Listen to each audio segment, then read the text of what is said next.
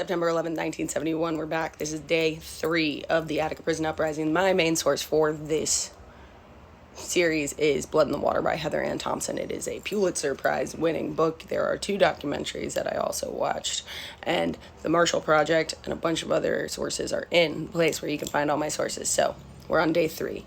Day 3 is happening. We've got leaders of the men in prison who are handling the communications. We've got our observers, which include, attorney William Kunstler, editor for the New York Times, Tom Wicker, religious leaders. There's 30 of them, right? And then, of course, we've got Russell Oswald and Walter Dunbar and a couple other people from the state. They're all demanding. Everybody is asking Nelson Rockefeller to come down.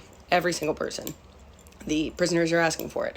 There will be a time where literally some of the observers go to Albany and literally say, hey, dude, please, right? He's getting his information from his own attorney. I believe his name is Whiteman, and it is wrong. Great, right? Again, these men have consolidated their demands. Their biggest thing is amnesty. They want amnesty. They need amnesty. They need to know that they're not going to face retribution and reprisals, right?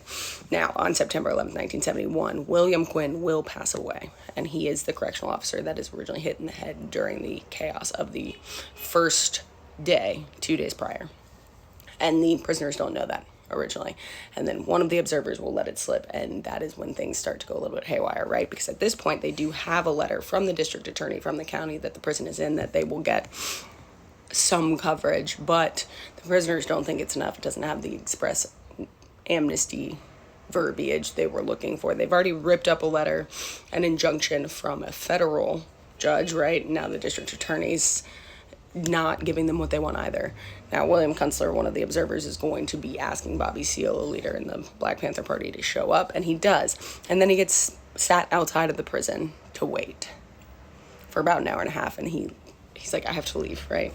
And they chase him down. He goes back in, and they're basically asking him, they're begging him to tell the prisoners to just accept the demands, right? They've got 28 demands.